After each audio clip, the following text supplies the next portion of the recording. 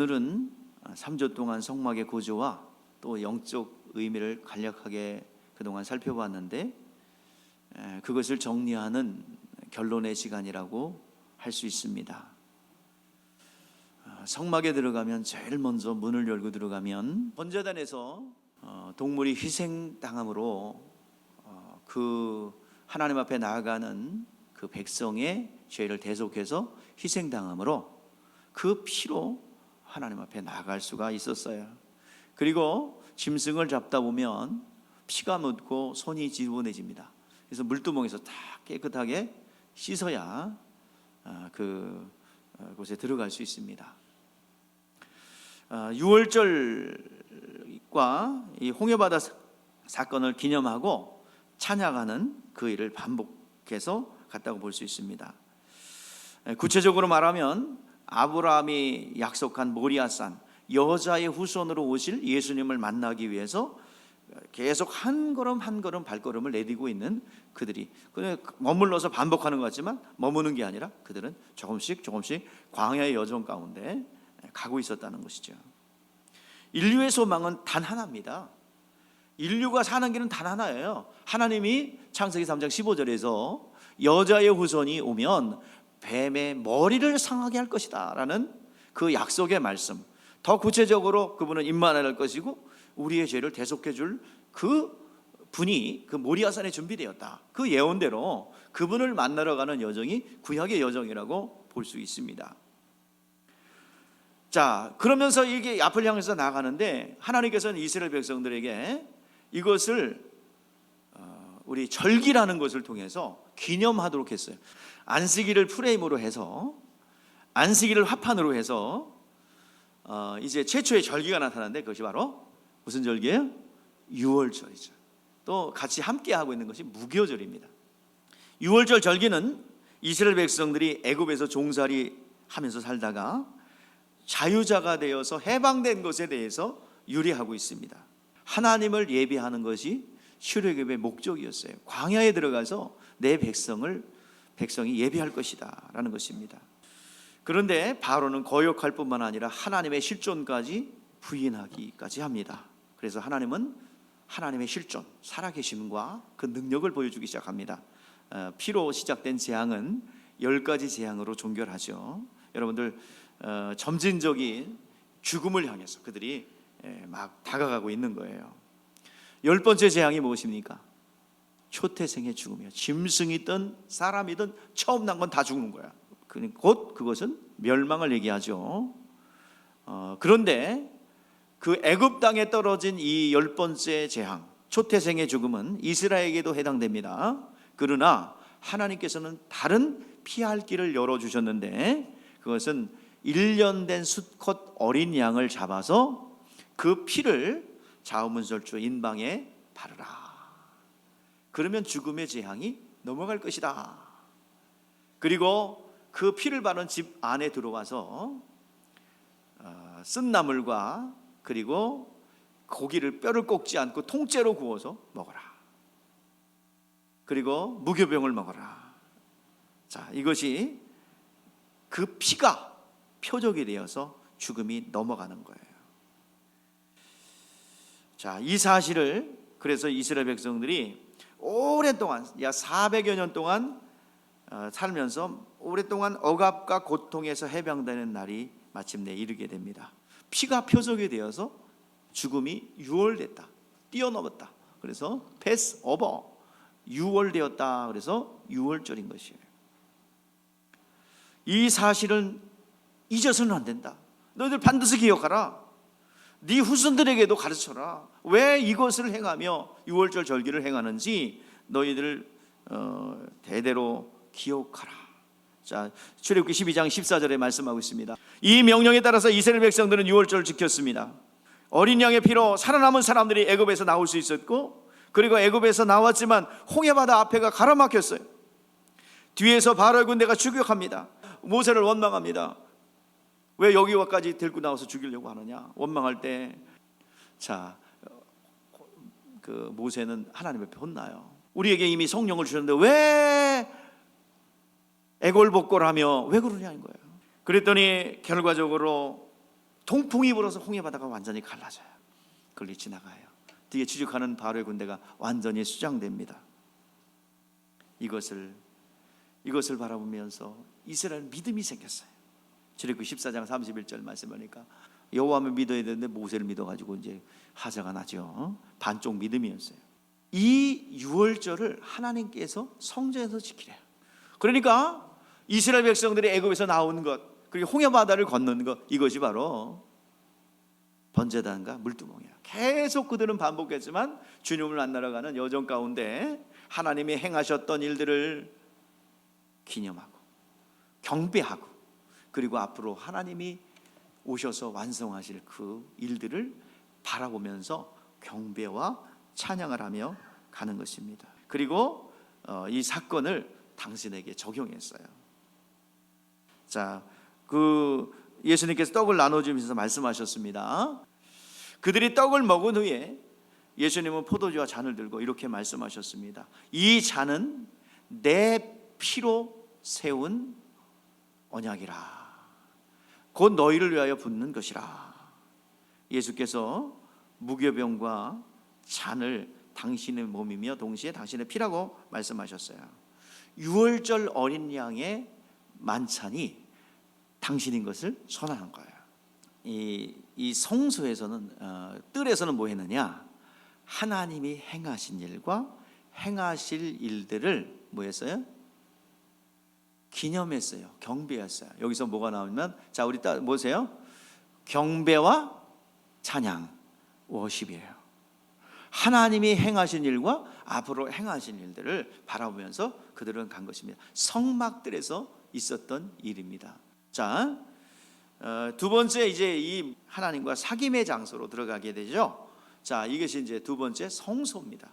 저 성소에는, 자, 이제 번제단과 물동을 통과한 이스라엘 백성들은 하나님의 백성으로서의 관계가 형성됩니다. 그렇기 때문에 서로 상호적인 교제가 필요해요. 백성과 주인과의 관계입니다. 그래서 성소에서 하나님을 사귐을 가져요. 어떻게 사귈 것인가 하는 건데, 하나님께 봉사하는 거예요. 제사장만 들어가죠. 아론의 후손인 제사장이 들어가서 하나님과 사겨요. 봉사해요. 성소에는 뭐가 있느냐? 자, 여러분들 어떻게 하나님을 봉사하며 하나님과 사귐을 가질 것인가? 자, 세 가지가 있습니다. 자, 첫 번째가 금등대가 있습니다. 여러분들 그 성소는 4개로 딱 덮여 있어요. 그러니까 칠흑까지 깜깜합니다. 절대로 빛 한 잔을 못 들어가요. 그러니까 깜깜하기 때문에 일할 수 없죠. 제일 먼저 해야 될 일은 금등대에 불을 켜는 거예요. 그래서 이걸 항상 밝혀야 돼요. 그래서 성령 받아야 되고 성령 충만해야 하는 것이 바로 이 금등대예요. 두 번째, 떡상인데 이건 진설병상이라고도 하죠. 떡상은 6개씩 두 줄로 놓아 있는데 이것은 12지파를 의미하는 것입니다. 누구나 다 하나님께 드림이 되어야 된다. 진설병상은 일주일에 한 번씩 새 것으로 갈아 놓습니다. 일주일에 한 번 교체하는데 그 묵은 떡은 제사장들만 먹게 돼 있어요.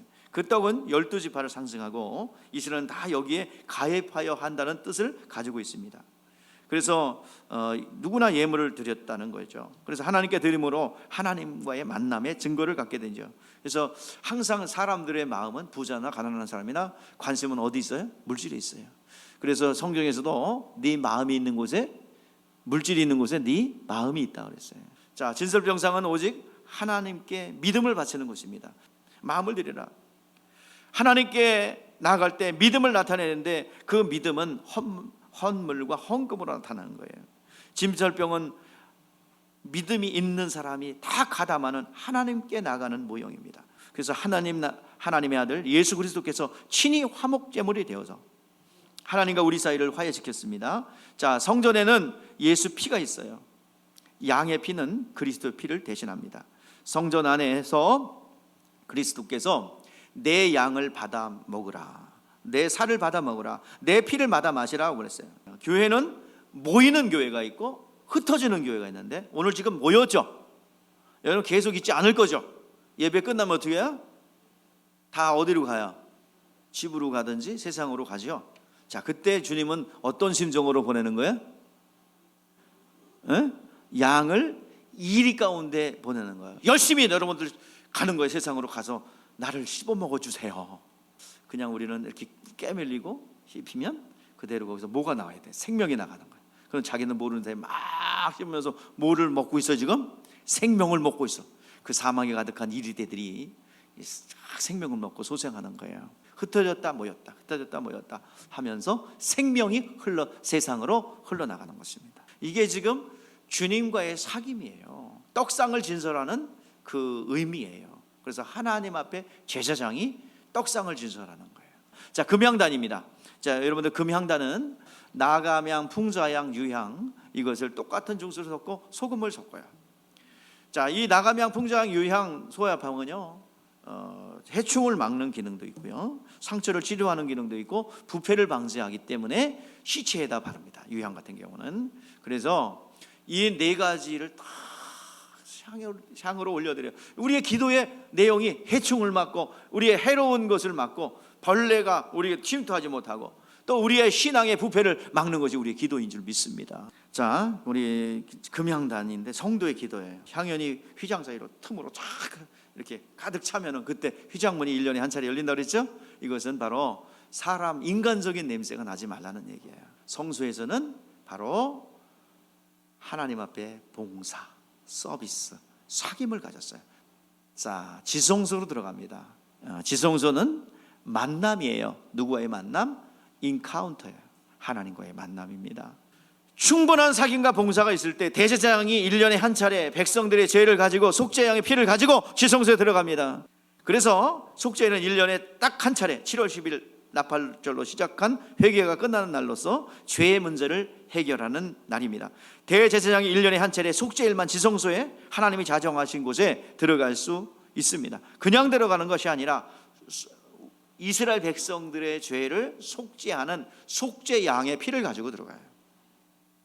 근데 아무 잘못도 없는 염소는 이스라엘 백성들을 위해서 희생당하는 거예요. 대신 죽는 거예요.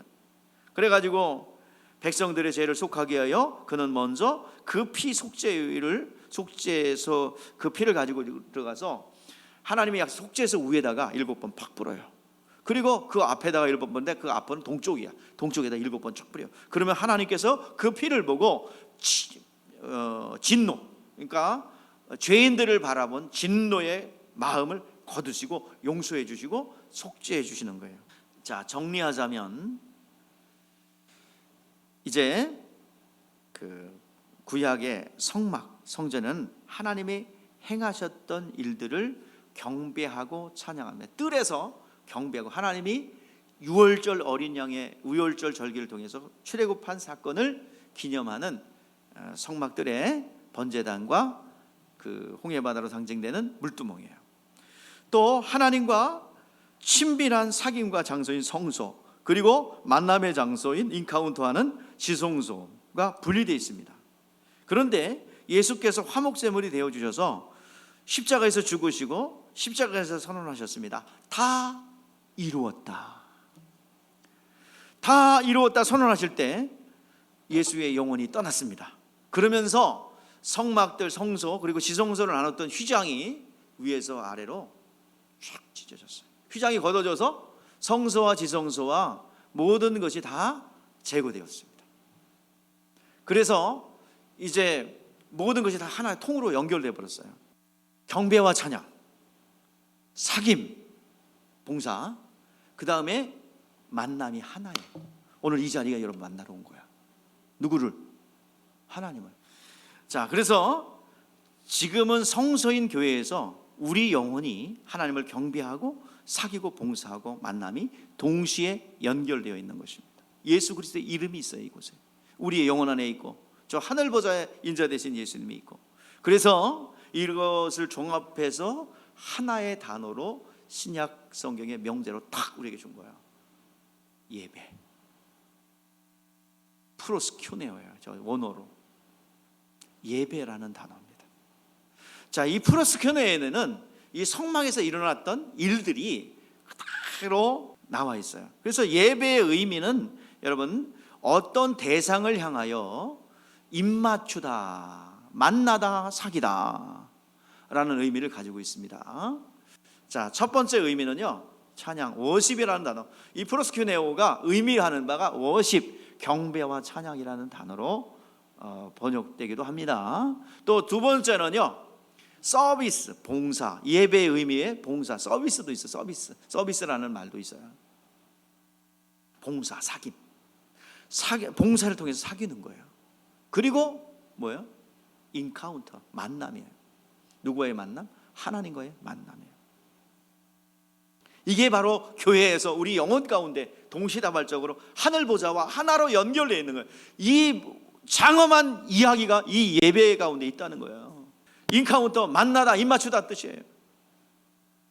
여러분들, 이 성전은 하나님께 어떻게 우리가 예배해야 되는지 실제적으로 구체적으로 풀어준다고 볼 수 있어요. 어떻게 하는 것이 하나님을 높이며 하나님을 워십하는 건지, 어떻게 하는 것이 하나님의 뜻대로 사귐과 봉사를 갖는 것인지, 어떻게 하는 것이 하나님과 만남과 하나님과 입맞추는 행위인지 우리에게 가르쳐주고 있다는 것입니다.